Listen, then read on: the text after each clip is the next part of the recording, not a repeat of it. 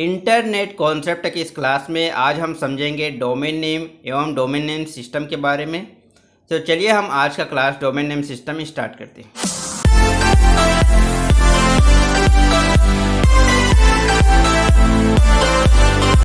Hello guys, welcome back to my YouTube channel Mahiraj IT Infotech. हुनर है तो कदर है। पहले हम डोमेन नेम को समझते हैं। तो अनेक छोटे छोटे नेटवर्क मिलकर इंटरनेट का निर्माण करते हैं और ये छोटे नेटवर्क कई कंप्यूटर या अधिक छोटे नेटवर्क से मिलकर बने होते हैं।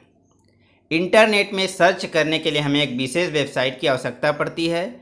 नेटवर्क में प्रत्येक वेबसाइट एक विशेष यूनिक नाम दिया जाता है जो उसे वेबसाइट का एड्रेस होता है।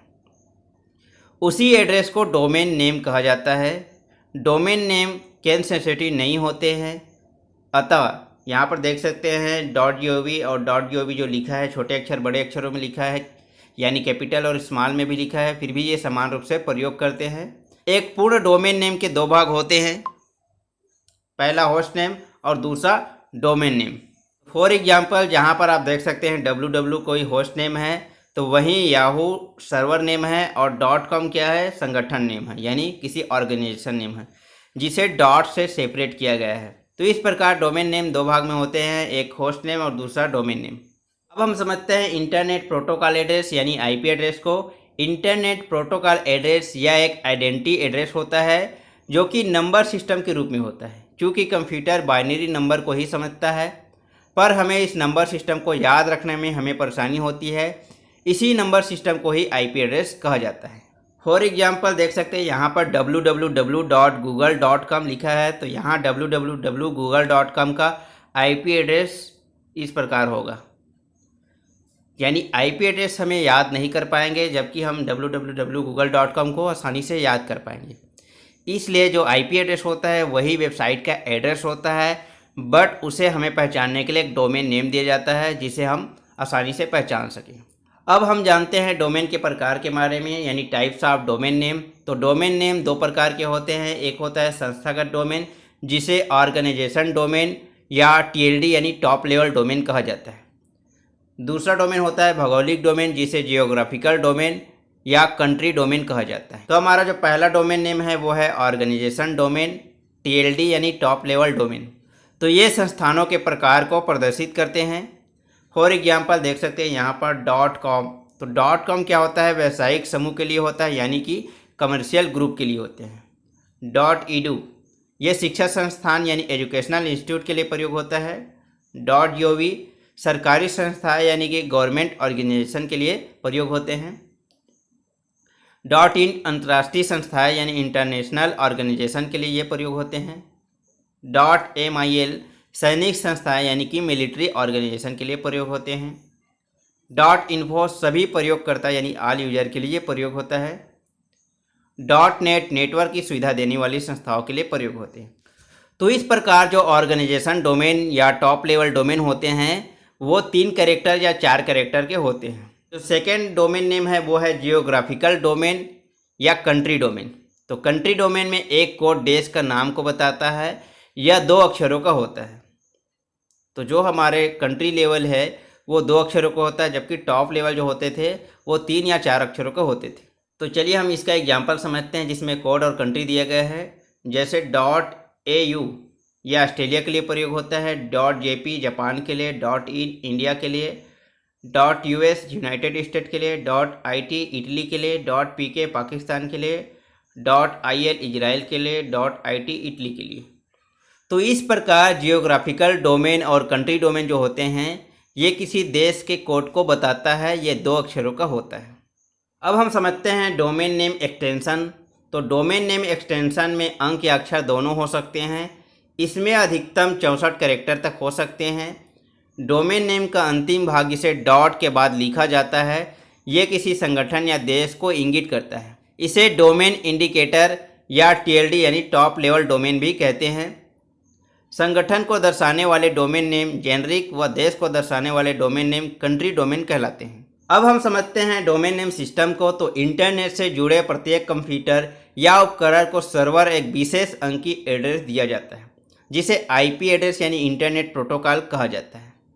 यह IP एड्रेस नंबर सिस्टम में होते हैं, उसे IP एड्रेस के नंबर सिस्टम को नेम में कन्वर्ट करने की प्रक्रिया को ही डोमेन नेम सिस्टम यानी डीएनएस कहा जाता है, जो हमारे द्वारा याद रखने व उपयोग करने में आसान होता है। डीएनएस यानी डोमेन नेम सिस्टम में सभी डोमेन नेम तथा उससे संबंधित आईपी एड्रेस का संग्रह होता है। यहाँ देख सकते हैं कंप्यूटर और एक डोमेन नेम सिस्टम, और यहाँ पर एक वेबसाइट है जो कि कंप्यूटर में यहाँ पर वेबसाइट सर्च कर रहा है www.google.com, जो कि डीएनएस सर्वर से जाकर यहाँ पर आईपी एड्रेस कन्वर्ट कर रहा है और यहाँ गूगल पे वो सर्च हो रहा है। इस प्रकार डोमेन नेम सिस्टम जो होते हैं, जो आईपी एड्रेस है उसका यहाँ पर हम डोमेन नेम सिस्टम से सर्च करते हैं। डीएनएस सर्वर के मदद से हम डोमेन नेम सिस्टम वेबसाइट में सर्च करते हैं, जो हमें आसानी से याद होता है उस वेबसाइट का नाम हम यहाँ पर सर्च कर लेते हैं। तो यहाँ पर ब्लॉक डायग्राम प्रोसेस को समझते हैं डोमेन नेम सिस्टम का। देख सकते हैं यहाँ पर जो यूज़र है, एंड यूज़र जिसे बोला जाता है, वो www.example.com एक वेबसाइट है जो कि डोमेन नेम सिस्टम में कन्वर्ट है। ठीक है, फॉर एग्जांपल देख सकते हैं यहाँ पर www.example.com डीएनएस सर्वर पर रिसॉल्व किया गया। उसके बाद इस वेबसाइट को www.example.com को टॉप लेवल डोमेन सिस्टम पे भेज दिया जाता है। यहाँ पर फोर्थ स्टेप देख सकते हैं www.example.com क्या कर रहा है, go to route 53 name server यानी कि टॉप लेवल डोमेन, इसको एक सर्वर दिया जा रहा है। उसके बाद यहाँ पर www.example.com क्या करेगा, रूट दे देगा, जो कि यहाँ पर रूटिंग 53 दे देगा। उसके बाद जो छठवां स्टेप होता है यहाँ पर आईपी एड्रेस वो दे देता है। तो देख सकते हैं यहाँ पर आईपी एड्रेस भी दे दिया गया है। सातवीं प्रोसेस है वो इस एंड यूजर को जो आईपी एड्रेस है वो प्रोवाइड कर देता है। उसके बाद यहाँ पर जो आठवीं स्टेप है देख सकते हैं www.example.com, तो ये सीधे वेब सर्वर पर ले जाता है।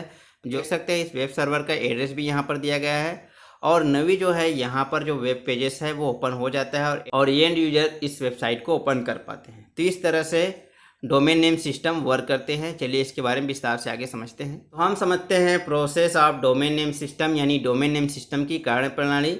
तो डोमेन नेम सिस्टम कुछ निम्न स्टेप में कार्य करती है। तो पहला स्टेप है जब हम ब्राउज़र के एड्रेस बार में किसी वेबसाइट की एड्रेस यानी कि डोमेन नेम जैसे कि google.com इंटर करते हैं, तो सबसे पहले उस डोमेन का आईपी एड्रेस ढूंढा जाता है।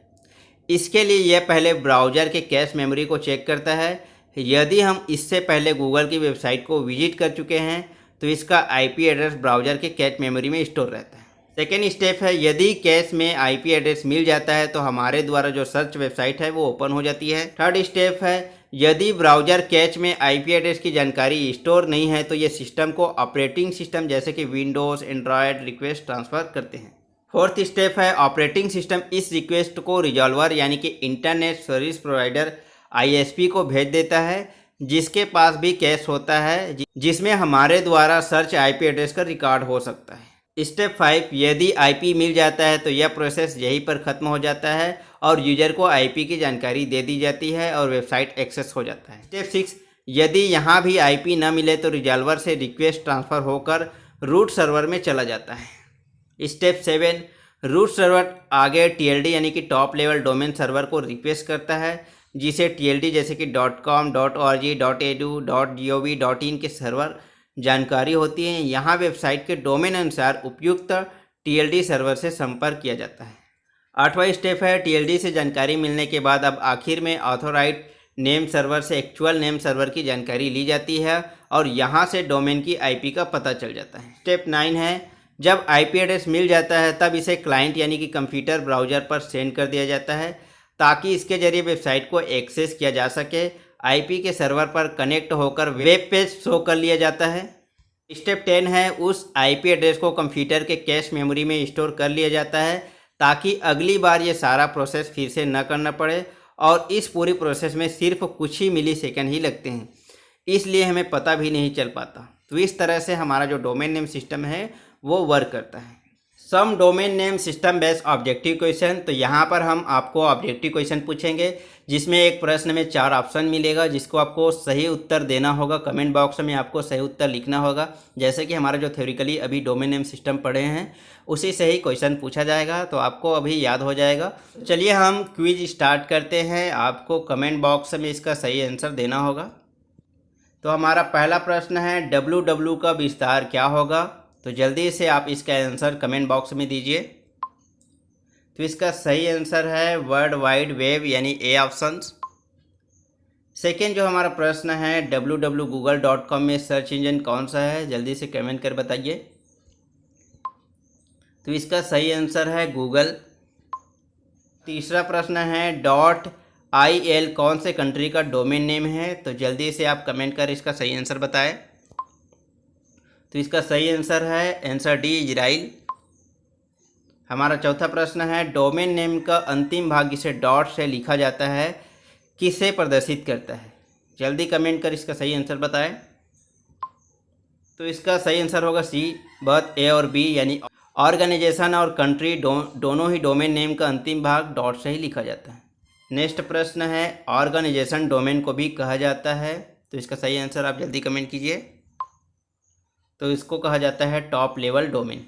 हमारी नेक्स्ट प्रश्न है अल्फ़ाबेटिकल एड्रेस को न्यूमेरिकल एड्रेस में बदलना क्या कहलाता है, जल्दी से आंसर दीजिए। तो इसे डीएनएस यानी कि डोमेन नेम सिस्टम कहा जाता है। नेक्स्ट प्रश्न है आईपी एड्रेस क्या है, जल्दी से आप कमेंट कर आंसर दीजिए। तो आईपी एड्रेस क्या होता है, डोमेन नेम का न्यूमेरिकल एड्रेस होता है। नेक्स्ट प्रश्न है डोमेन नेम का न्यूमेरिकल एड्रेस कहाँ होता है, जल्दी से आंसर दीजिए। तो ये टीएलडी यानी कि टॉप लेवल डोमेन में होते हैं। नेक्स्ट प्रश्न है आईपी का फुल फॉर्म क्या है, कमेंट जल्दी कीजिए। तो इसका फुल फॉर्म है इंटरनेट प्रोटोकॉल। हमारी अंतिम प्रश्न है आईपी एड्रेस सबसे पहले कहाँ सर्च किया जाता है, जल्दी से फास्ट आंसर दीजिए। तो ये ब्राउज़र की कैश मेमोरी में दिया जाता है। तो इस प्रकार डोमेन नेम सिस्टम से कुछ ऑब्जेक्टिव क्वेश्चन था। कोई इस टॉपिक का पूरा क्वेश्चन चाहिए तो इसका टेस्ट सीरीज अलग से बना हुआ है, सभी टॉपिक का टेस्ट सीरीज बना हुआ है। आप प्लेलिस्ट में जाकर सभी टॉपिक का टेस्ट सीरीज देख सकते हैं, जिसमें हिंदी में ऑब्जेक्टिव क्वेश्चन का आंसर सहित विश्लेषण किया गया है। तो आज के क्लास में हमने डोमेन नेम और डोमेन नेम सिस्टम के बारे में जाना। तो आई होप आपको डोमेन नेम सिस्टम समझ में आया होगा, और वीडियो आपको अच्छा लगा हो तो लाइक शेयर करना ना भूले। चलिए मिलते हैं हम नेक्स्ट टॉपिक पर नेक्स्ट क्लास पे।